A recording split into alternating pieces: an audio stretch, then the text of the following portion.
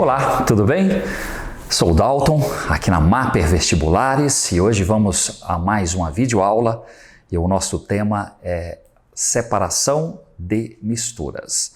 Já falamos de separação de misturas heterogêneas e hoje o nosso foco é a separação de misturas, porém homogêneas. Sabemos que os materiais, no meio, eles se agregam com uma, duas, três, quatro, várias substâncias. Quando eu tenho um sistema com várias substâncias, nós temos um sistema do tipo mistura, que pode ser homogêneo ou heterogêneo. Hoje o nosso foco são as misturas homogêneas. Mas como é que eu posso separar os componentes de uma mistura homogênea? Pessoal, a técnica que mais se utiliza é a destilação, não é assim? Para se separar misturas homogêneas, aplicamos a destilação. Há três tipos de destilação. Existe a destilação dita simples, existe a destilação chamada de fracionada, certo? Existe uma destilação pouco cobrada aí nos exames de vestibulares, chamada de destilação a vácuo.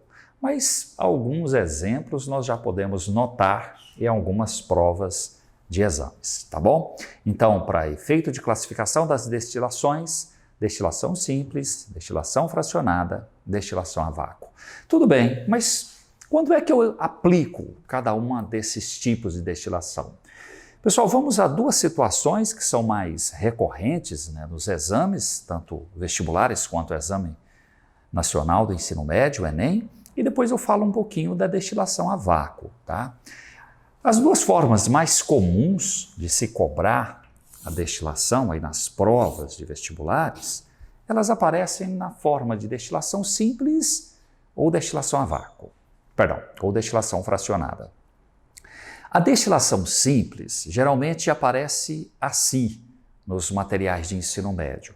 Você separa misturas homogêneas por destilação simples quando a mistura é formada de um sólido e de um líquido. Aqui nós temos a água, e aqui o cloreto de sódio, que é um sólido aí, é o sal de cozinha bastante comum de todos nós. Bom, a definição de destilação simples, ela não é feita com base nos estados físicos. Ela é feita com base nas distâncias, vamos dizer assim, nas separações de temperatura de ebulição.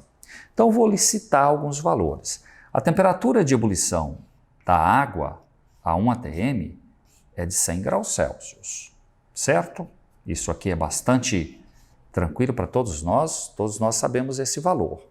Mas a temperatura de ebulição do cloreto de sódio, pessoal, é de 1465 graus Celsius. Olha a distância que eu estou entre as temperaturas de ebulição dos dois componentes. E isso é a definição de destilação simples. Quando dois componentes, eles estão em um sistema formando uma mistura homogênea, em que as temperaturas de ebulição são muito distintas, são muito distantes uma das outras, aí você aplica a técnica da destilação simples. Você pega o sistema, contendo cloreto de sódio e, claro, contendo água, eu não vou ver distinção de cor, nada, isso aqui é um sistema homogêneo, portanto é um sistema monofásico, e aquece. Quando eu aqueço, aqui eu acoplo um condensador, depois vocês podem entender melhor aí o equipamento usado para destilação simples. Você tem o aquecimento. Quando eu aqueço esse sistema, o componente cuja temperatura de ebulição é a menor vai ser vaporizado. Nesse exemplo nosso, vaporiza-se água. Vamos atingir a temperatura de 100 graus Celsius, certo? A água entra em processo de vaporização. Lembra que vaporização pode ser por ebulição, por calefação, por evaporação. Como nós estamos mantendo pressão constante e aquecendo o sistema, a 100 graus Celsius, eu digo que a água entra em vaporização por ebulição. A água evolui, assim, forma vapor, vai para o condensador, onde ela sofre a condensação e goteja num becker, sendo separada do cloreto de sódio. Por que eu usei a destilação simples, Dalton? Porque a diferença de temperatura de ebulição dos dois componentes é muito distinta, é muito grande, de 100 graus Celsius para 1465 graus Celsius. Isso me dá segurança de que eu posso aquecer isso aqui e que nada do cloreto de sódio vai ser vaporizado, certinho? Outra forma é você usar aí mesmo os macetes que se empregam nos pré-vestibulares, dizendo que misturas homogêneas em que dois componentes formam a mistura e um deles esteja no estado sólido, ou no cotidiano, né? Assim, então você diz que aquilo ali pode ser separado por destilação simples. Tudo bem? E a destilação fracionada? Agora sim, se aqui nós temos uma discrepância muito grande das temperaturas de ebulição, na destilação fracionada, pessoal, os componentes têm pontos de ebulição muito próximos. Por isso que o exemplo mais comum é o petróleo. Quando você pega o petróleo, cuidado, o petróleo é uma mistura de hidrocarbonetos. Os hidrocarbonetos são predominantemente apolares, alguns com massa molar muito pequena, compondo aqui a fração gasosa, como metano, etano, propano, butano. Propano e butano até é muito conhecido, são muito conhecidos de vocês como GLP, que é o gás de botijão de cozinha, é o gás liquefeito de petróleo. Então essas porções gasosas, pessoal, têm pontos de ebulição muito próximos entre si, sem dizer que pontos de ebulição muito baixos, alguns aqui até com temperatura de ebulição abaixo de zero, temperatura negativa, e muito próximo, um está em 28 graus Celsius, o outro em 31, o outro em 32, o outro em 40. Quando eu tenho uma fração compondo um sistema homogêneo, cujos componentes têm pontos de ebulição muito próximos entre si, aí eu tenho que usar a coluna de destilação. Aí eu faço a destilação fracionada. Eu aqueço, mas aqueço numa coluna, numa retorta de destilação, para que os componentes vá sendo aquecido e liberado a cada grau Celsius ali, ou a cada meio grau Celsius, ou temperaturas mínimas entre si.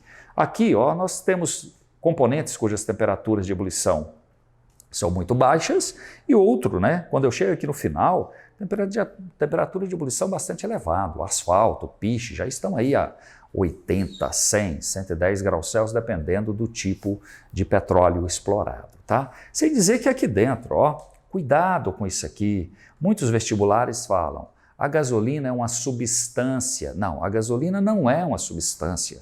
A gasolina é uma mistura de hidrocarbonetos com dezenas deles, cujos dois componentes referenciais são o heptano e o isooctano. Mas isso aqui não é uma substância, isso aqui é uma mistura de substâncias.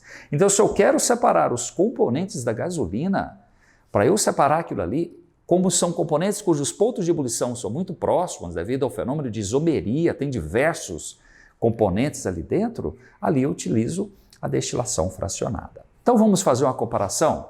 Destilação simples se aplica quando os componentes têm pontos de ebulição muito distintos. Ou então você usa a regra que nós passamos aí nos pré-vestibulares. Se aplica para misturas homogêneas, onde um dos componentes esteja no estado sólido. Aí você faz a destilação simples.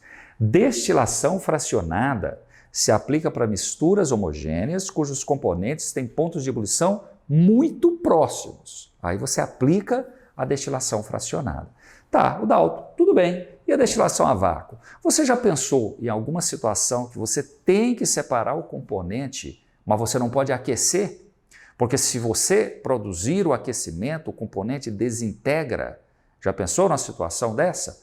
Em situações em que líquidos homogêneos estão formando um sistema e eu não posso aquecer, porque o aquecimento é para destilação simples e fracionada, aí lá eu uso a destilação a vácuo. Eu coloco o sistema, coloco uma bomba de vácuo em cima e diminuo a pressão. Quando eu diminuo a pressão, quando a gente altera a pressão, você altera o ponto de ebulição das substâncias, dos componentes. Claro, em baixa pressão, o componente tem ponto de ebulição cada vez menor. Então, quando eu faço vácuo sobre os componentes de uma mistura homogênea, aquele componente cuja temperatura de ebulição é menor, aquele componente cuja volatilidade é maior, ele vai ser separado. Então, quando é que eu aplico a destilação a vácuo? Eu aplico destilação a vácuo quando eu não posso produzir aquecimento na mistura homogênea. E saiba que um dos componentes, o componente a ser separado, tem que ser de alta volatilidade. Tem que ter alta pressão de vapor, tem que ter baixo ponto de ebulição. São substâncias que interagem muito fracamente, por exemplo, por dipolos induzidos, as chamadas leis de Van der Waals. Tudo bem? Última revisão? Vamos lá? Destilação simples. Componentes com pontos de ebulição muito distintos. Destilação fracionada. Componentes de ponto de ebulição muito próximo. Destilação a vácuo, quando eu não posso aquecer. Tá? Todos compõem misturas homogêneas. Nunca se esqueça disso aqui. Gasolina não é uma substância. Gasolina é uma mistura de hidrocarbonetos. Tchau, tchau. Até mais. Boa semana.